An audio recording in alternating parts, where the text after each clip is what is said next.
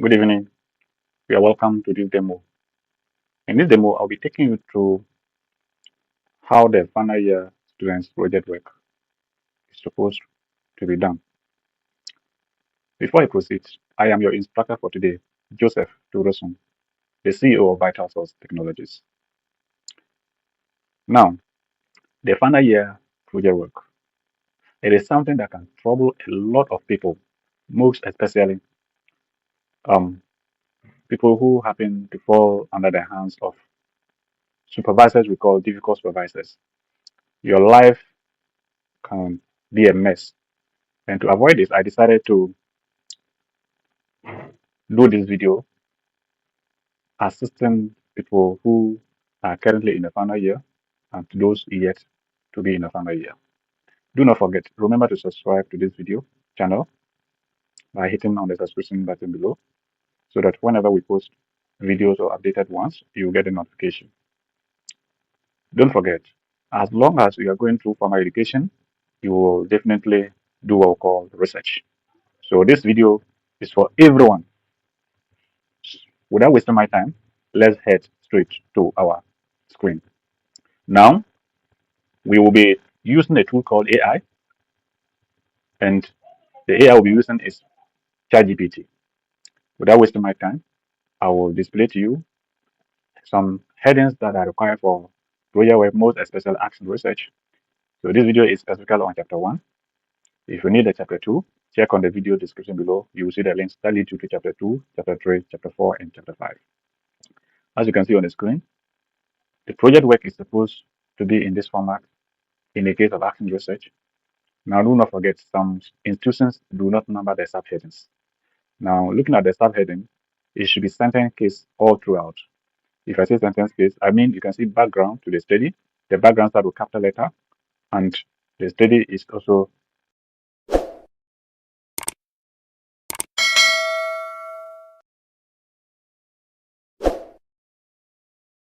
supposed to be started with capital letter, but the articles are supposed to be in small cases.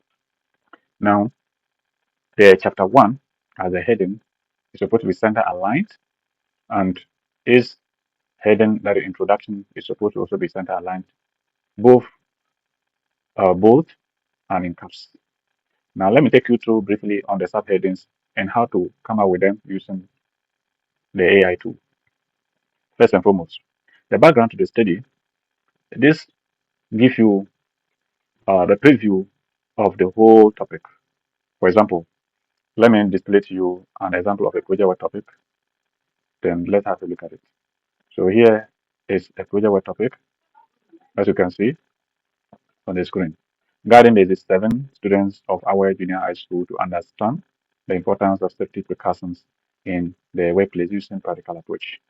So, if you're going to write a background to the study using this topic, one, you must make sure that you write an information on the importance of safety precaution.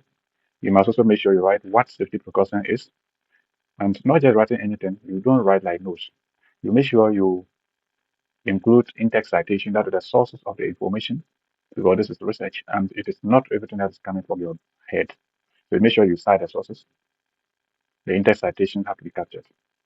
Now, when you come to look at the importance of safety precautions, you need to make sure you look at importance of safety precautions in the society, to the individual, and to the world at large, if possible, or the environment in which you are undertaking the study. Also, you will need, if you are doing the study, probably if it is an institution, you will need some background information about the institution, the environment you find yourself, the environment you are conducting the study.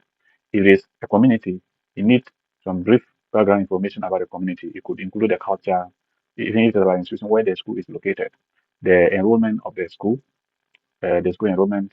Then you have to also talk about the culture, some few information about the culture, stakeholders' involvement in the school, just something brief. Don't forget, chapter 1 uh, should not exceed 10 pages. Yes, should not exceed 10 pages. So this is just a topic, and that is what we'll be using for this demo. Now let's go back to look at what we were looking at first. So now over here you will have background to the study, and I have spoken about that. We go to look at perceived problem. And the perceived problem have to do with The Before you undertake the study, you definitely have to know that the problem you have identified in the learners, what exactly could be the possible cause of that problem. You by all means might have suspected something. Okay, you are suspecting that this might be the cause. So you are going to write something brief about that. That is on the aspect of the perceived problem. Now we are going to also look at the problem diagnosed. We are going to look at the problem diagnosed.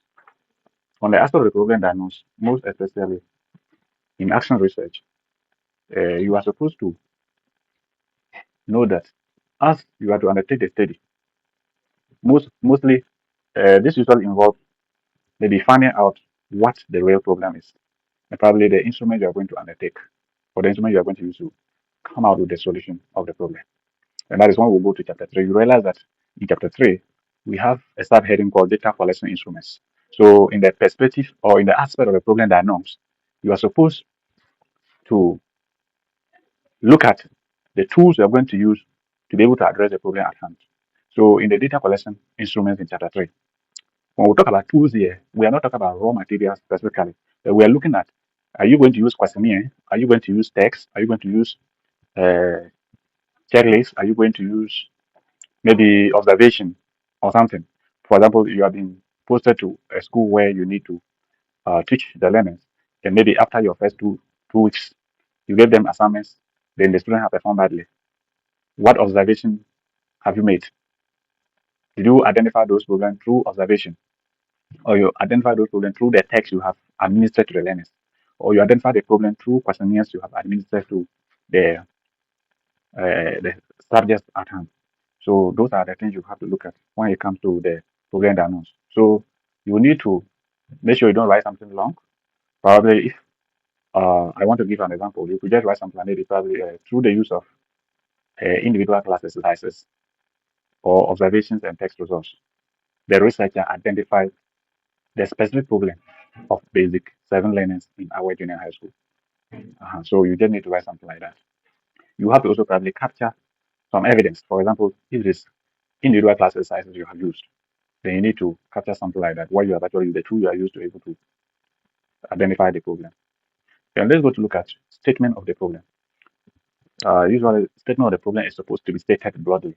If I say broadly, it should not make you don't need to quote the topic and the study in the statement of the problem. But when the person reads the statement of the problem, the person should be able to know exactly, to be able to know that this is the topic, or the person should be able to predict the topic and the study. So that's why I said it should be stated broadly. So it draws the attention of the reader uh, towards what actually you're undertaking the study on. So your statement should talk about the situation that needs a solution.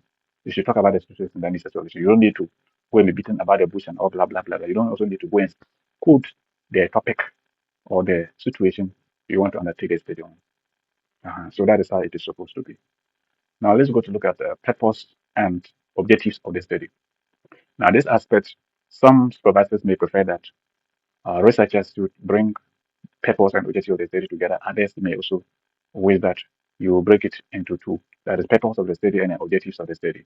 So in that case, if your supervisor decides that you should break it into two, you'll be having purpose of the study as 1.5, the objective of the study as 1.6, and research question as 1.7 in that order. So when we come to look at the purpose of the study, mostly this is just a sentence that you need to write. This in some details what you want to achieve at the end of your research project or at the end of your study. You are undertaking an intervention to address a problem. So, what exactly do you want to achieve at the end? So, let's look at the topic over here or the research uh, topic over there. The research topic over there. Let me get it here. Um,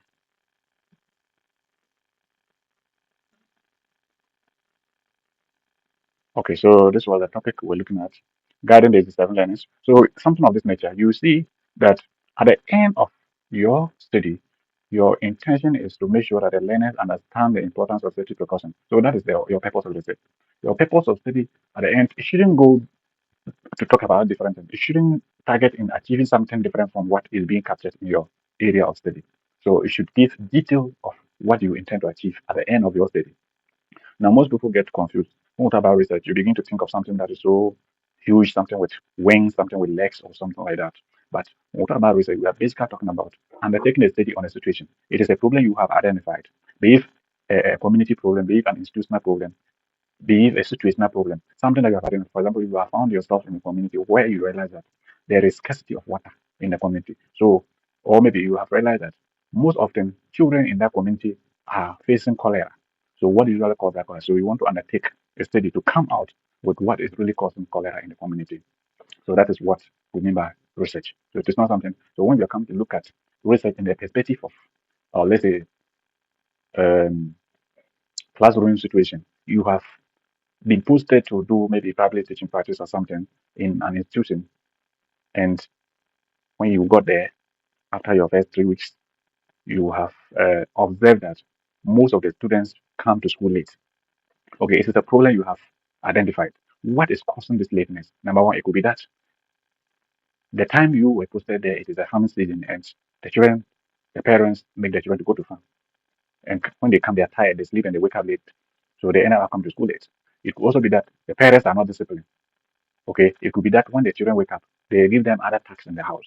It could be that the teachers they are not disciplined. So in that case, the learners will definitely come to school. But you cannot conclude. These are things you are perceiving to be the cause. So you cannot see why we talk about perceived problem in 1.2. So these things you are suspecting are what we call the perceived problem. So they are perceived problem. So in order to now try to come up with the real thing, then that is where you will need to diagnose the problem by using certain tools called the data collection instruments. Okay, so we are going to look at the objectives of the study. Now, the objective of the study, uh, as we all know, if you are doing something, you definitely you are expecting, though there may be a good number of them, but at least you are expecting at the end of your study, you should be able to achieve certain things. For example, if you are undertaking the study on human beings or learners in the classroom, for example, um, like the topic on the screen currently, at the end of the study, I want my learners to be able to, they use it, to be able to this, and that. And do not forget, the objectives of the study must address the research questions that will be given. And the research questions, if the research questions are three, the objectives of the study should also be three. So objective one should address research question one. Objective two should address research question two. And objective three should address research question three. That is how it is. So just as we are going to have objective of the study before you go to have research question. So over here, as you can see, we have purpose and objective of the study. Then after that, we have research questions. They are following each other like this because when you are going to tackle objective of the study, that should address research question one. So you cannot go to have objective of the study being four. Then when you go to research questions, you have them to be three, or you have research question to be four, then objective to be three. No, they must be of the same number. If they are split, then it means that two or some of them are what? Synonymous, and that shouldn't be the case because the objective of the study have to address the research question that will be given. When you go back to chapter 3, you realize that research questions are also needed in chapter 3. And that's why the chapters are intertwined. Then when you go to chapter 4, you realize that when you are going to talk about the major findings, you pick each of the research questions in chapter 1 and give the major findings in relating to your data analysis in that of the chapter 4. So that's how they are going to work. Now let's go to look at research questions. Now, these are clearly stated because you need to clearly state the research questions. For example, when you are noticed something in the environment in which you find yourself and you want to undertake the study, what are the questions that are going to guide you? What questions are you looking at in addressing? What questions are going to guide you or uh, be like, let's say, a template for you to follow, so a guide for you to follow in order to undertake your study? Those are what we call the research questions. Please do not forget to subscribe to my YouTube channel and get more videos. So these questions are what we call the research questions. For example, it could be that maybe the learners are having some inability to construct probably or copy notes correctly on their board. Okay. So in that case, you are going to probably have a question probably like, okay, what are the major causes of basic 7 learners in our junior high school to construct and copy notes correctly? So that is the research question one. So going back to look at research objective one. So in that case, learners should be able to construct, learners should be able to construct and copy notes correctly in our basic 7, in our junior high school base 7. So you see that. So the objective one should be like that because it's going to address research question 1. Then if you go to have research question 2, then the objective 2 should address the research question 2. Then in order to research question 3. Let's go to look at significance of the study. Significance of the study. Now, most often, the significance of the study is that uh, what exactly are the needs? This should deal with the needs or justify for the finding a solution maybe probably to a problem. Okay, to the research problem. So the researcher needs definitely the researcher needs to show that the study is sufficient. Is sufficient. The study is important to address a certain problem. So you need to indicate how relevant that subject area is. Why is it that the researcher don't choose any other subject area to study, but has decided to choose what he or she has chosen? So you will need to write on that briefly. So you need to let the reader know the importance of the topic under study to the individual and to the society as well. Then we go to look at 1.8, which have to do with the limitation of the study. Limitation of the study. Now, one thing about some of them, you may have just to be interchanged, but I usually prefer the delimitation to come first before the limitation. So we'll talk about delimitation before the limitation. So delimitation, that's 1.8. And most of the delimitation actually indicates how the scope of the whole study has been narrowed. For example, if you check on the topic and the study, we are talking about basic 7 students of our junior high school. So number 1, the study is narrowed to basic 7 students of our junior high school, but not the entire our junior high school. It is only the basic 7. Also, it is not the whole of the community that you are undertaking the study, but what our junior high school. What you should also notice here is that the study is going to be undertaken to understand the importance of safety precautions in the workplace, but not everything about safety precaution, but the importance of safety precaution in the workplace using practical approach. So your study is narrowed to whatever that you have captured here in the topic. So it is very, very relevant that when you are writing the delimitation, you have to take the topic into consideration. It is very, very relevant. It is very, very relevant. Now, when we are going to look at limitations, which happen to be 1.9, the limitations of the study, this one is actually talking about the challenges the researcher faced in the course of the study.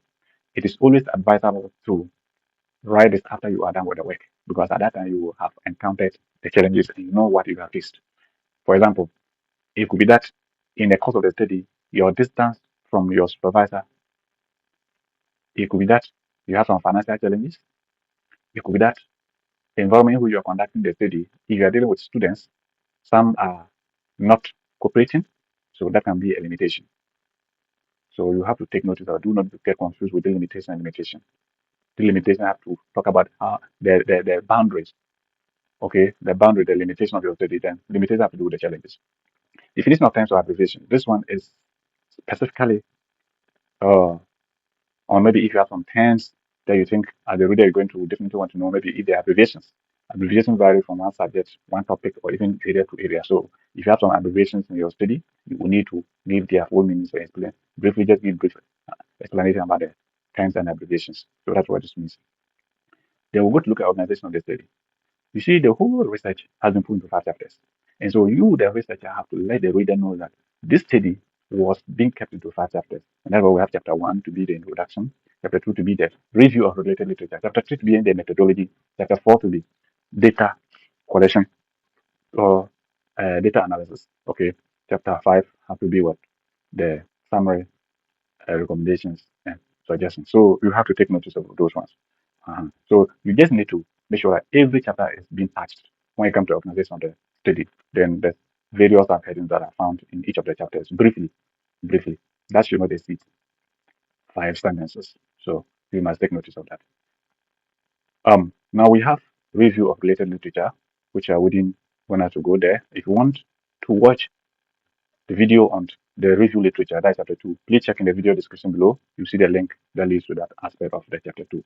Now, without wasting my time, let's get to our AI tool, ChatGPT, and proceed. Okay, so Here, you can open it in your computer, you can open it in your phone.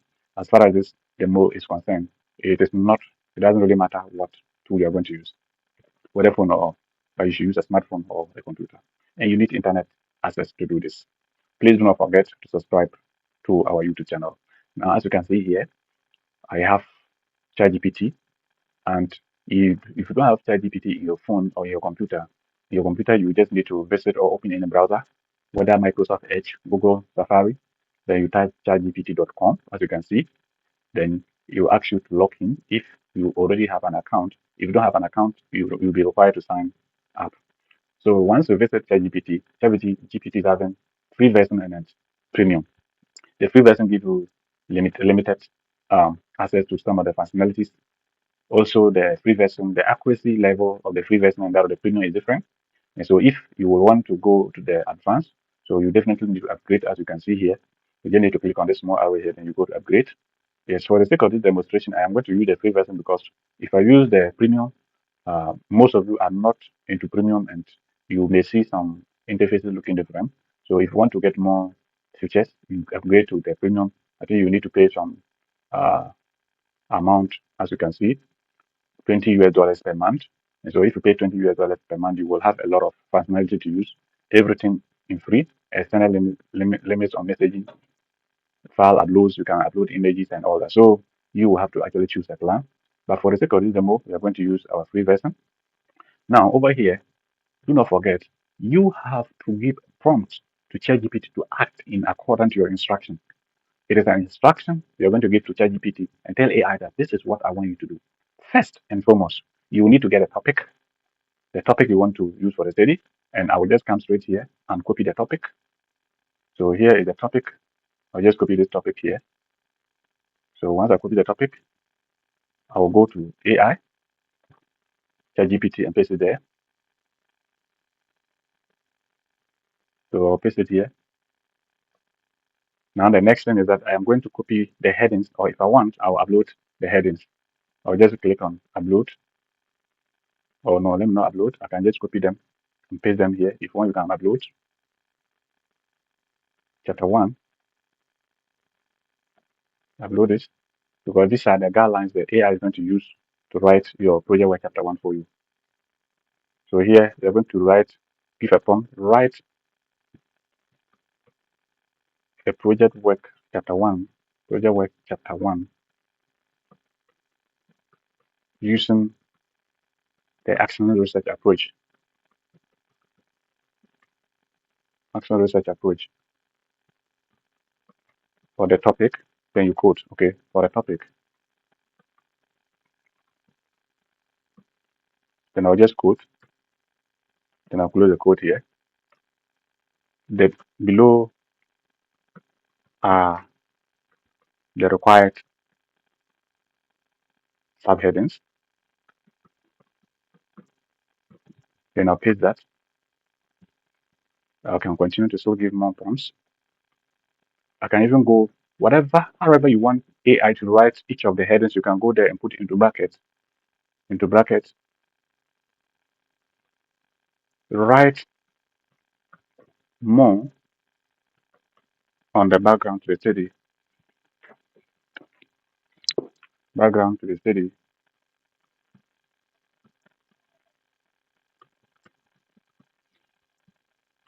And include all in-text citation.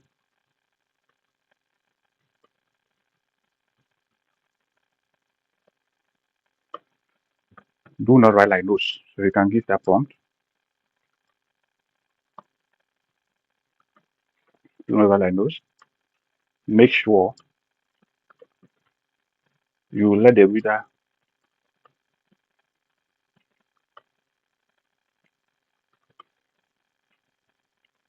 understand what safety precautions are.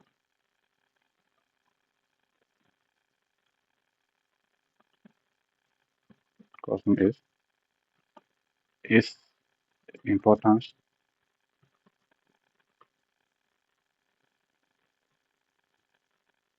is importance, school background, Background information. So here you need to provide the school enrollment, school background information, and the entire topic as a whole. So if you need it from, I'll provide it in the video description below as a whole. Okay, we are done with the subheading over there. So if you want, you can give more instruction on this. You can also go to the research objective. So here you will like make sure the research objectives are three. Objectives are three, and they should address the research questions appropriately.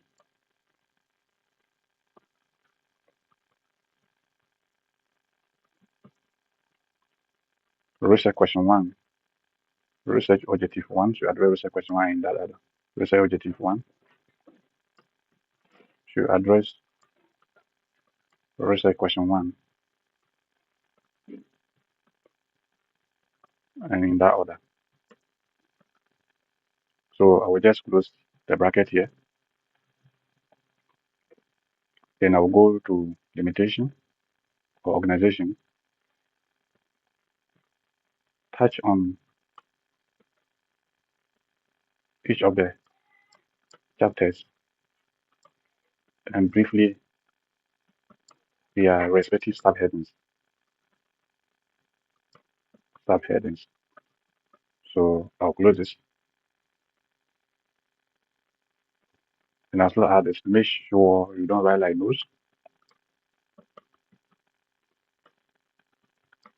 nose. And do not also forget about the sources of the information into bracket in-text citation. You can also add like use recent authors, not older than 2015. Then you press on your enter key and allow AI to do its work. As you can see now, AI is writing. You can see the year it is providing right now, 2023, 2021. AI is writing. Our junior high school located in Kasman and West region is one of the schools where students engage in private lessons part of their curriculum, as you can see. As you can see, you see that the objective of the study it has written three. Then let's pick objective one, then look at objective question, research question one. Objective one is to assess the current level of knowledge and attitudes of basic science students regarding workplace safety precautions. Research question one says, what is the current level of knowledge and attitude of basic science students about safety precautions in the workplace? So research objective one says, objective two says to implement a series of practical activities that teach and demonstrate safety precautions. So research question two says, how can practical activities be used to effectively teach safety precautions to basic science students? So you can see that they are just in line. So objective one addresses research question one, objective two addresses research question two, then objective three addresses research question three. So this is how, and in the moment once you have this done, I will just copy my work. There, click on copy. Then I'll go and open Word blank page. Go to new, then page. Select the font style is Time New Romans 1/12. Then I'll paste it over here. Once I paste it here, I will add some information here. You will now have to remove this information. Please do not forget to subscribe to my YouTube channel. So this information, or you can still send this information to ChatGPT and ask ChatGPT not to bullet them. So you can see automatically it has created the headings as you have provided it. So I'll now go up here, remove this line, then I'll put the heading here, introduction, because that was not provided earlier.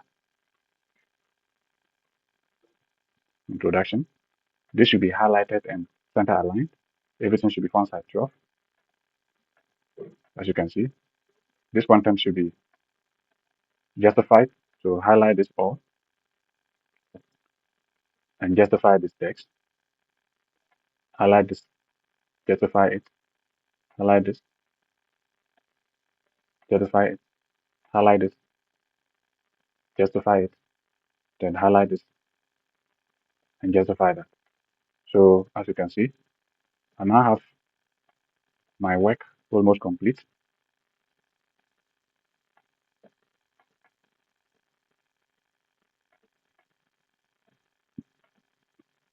Please do not forget to subscribe to my YouTube channel. Help the channel grow as we keep on uploading new technological ideas in the channel.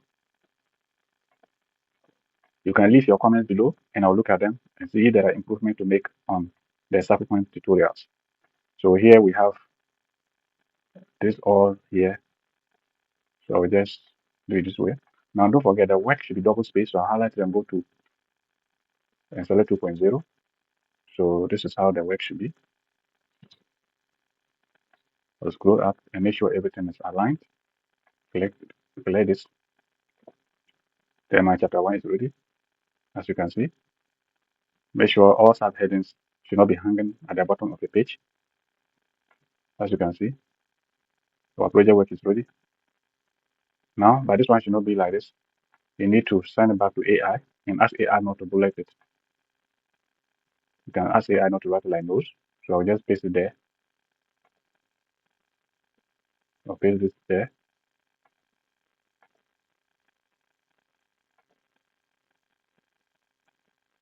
So let me paste this here. You can just open any blank page of your choice and ask AI not to bullet it.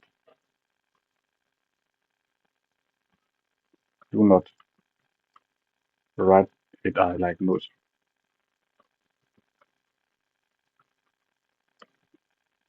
Avoid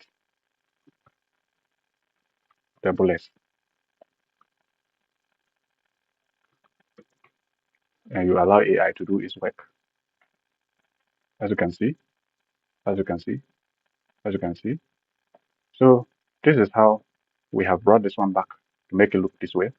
Don't forget, if you don't do your work well, your researcher, supervisor, or your supervisor would know that you have used an AI. So you have to be very wise.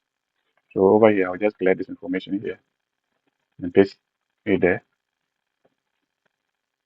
And so we have your work done. We just justify this content and make sure it is double spaced. And our project work is ready. Now don't forget, if you don't want some links to be attached to this work, you can highlight this work. Then you go and open Notepad, or just type Notepad here and paste the content here in case there are links hidden. Oh, sorry. I can open another Notepad here, Notepad++.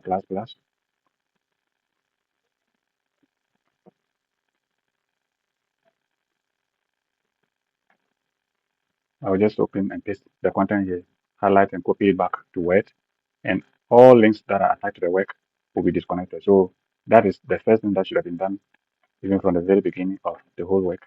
But once that is not done, you can still do it and format your work back, and everything will be normal. So you can do it and format the work. That is what you should have done from the very beginning of the work. But one would not do that. It can still be done. You just come back here, make sure you put it back how it was, and your work is free to go. Okay, your work is free to go. We have cleared. There are other software that you can still use to make sure that the work is clean. I usually use, but in the case of people who are so much into research, we don't use ChatGPT free version to do work. We use the premium version, and I use other softwares to make sure your work look very credible. So if you want to get more advanced softwares, please remember to subscribe to my YouTube channel so that subsequent videos that will be published in this channel, you can get